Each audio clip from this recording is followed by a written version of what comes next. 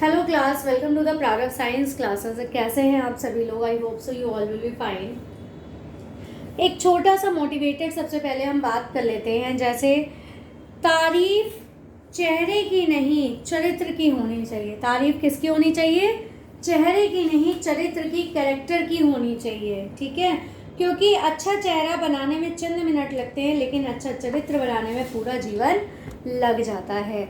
अच्छा कैरेक्टर बनाने में आपको अच्छी अपनी इमेज बनाने में बहुत समय लगता है, लेकिन अच्छा चेहरा बनाने में आपको समय नहीं लगता है। थोड़ा बहुत भी रंगाई पुताई आपने चेहरे में कर ली, काजल लगा लिया, फाउंडेशन लगा लिया और आप तैयार हो गए, है ना। लेकिन जो कैरेक्टर है उसमें फाउंडेशन लगा के आप अच्छा नहीं बना सकते हो। तो शुरू करते हैं। हमने बोर मॉडल लास्ट में पढ़ा है, अब हम पढ़ेंगे इसके फेल्योर्स। तो failure of the Bohr model में क्या है? An electron is regarded as a charge particles. जो इलेक्ट्रॉन्स हैं वो क्या हैं? वो एक चार्ज पार्टिकल्स की तरह हैं, moving in well defined circular orbit. वो एक सर्कुलर ऑर्बिट में घूमते रहते हैं। अबाउट द न्यूक्लियस, न्यूक्लियस के चारों तरफ, जैसे कि न्यूक्लियस है, इसके चारों तरफ ये ऑर्बिट्स हैं, यहाँ पे इलेक्ट्रॉन्स इसमें पूरे घूमते रहते हैं, चार्ज पार्टिकल्स। ठीक है, एक तो ये फेल्योर था। मतलब ये है कि इसमें चार्ज पार्टिकल्स घूमते तो रहते हैं, लेकिन कितने और कैसे, कहाँ, ये नहीं बताया है इन्होंने।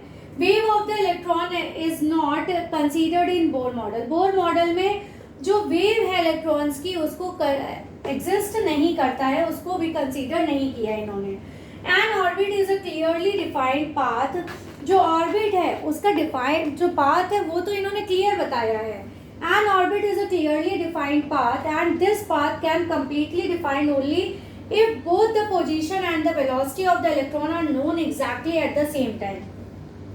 एक ही समय में इन दोनों को मिलाना, पाथ और वेलोसिटी, जो इनका पाथ है ना, ऑर्बिट का पाथ है, रास्ता है, और इनकी पोजीशन ही नहीं, वेलोसिटी को, इन दोनों को मिलाना पॉसिबल नहीं है। ठीक है, इन्होंने ये तो डिफाइन किया, लेकिन इसको मिलाना पॉसिबल नहीं है। Bohr model of the hydrogen atom therefore not only ignores dual behaviour. ये जो बोर मॉडल है हाइड्रोजन एटम का, ये ना केवल डुअल बिहेवियर को इग्नोर करता है, बल्कि ये हिजनबर्ग अनसर्टेनिटी प्रिंसिपल को भी इग्नोर करता है, ये उसको भी कंसिडरेट नहीं करता है। हिजनबर्ग का जो प्रिंसिपल है, सिद्धांत है, उसको भी कंसिडर नहीं करता है। नेक्स्ट क्लास हम हिजनबर्ग आपको बताएंगे, जब आपको और समझ में आएगा। The structure of the atom was needed which could account for wave particle duality of matter and be consistent with Heisenberg uncertainty principle। जो स्ट्रक्चर है हमारा एटम का, उसको किसकी जरूरत है?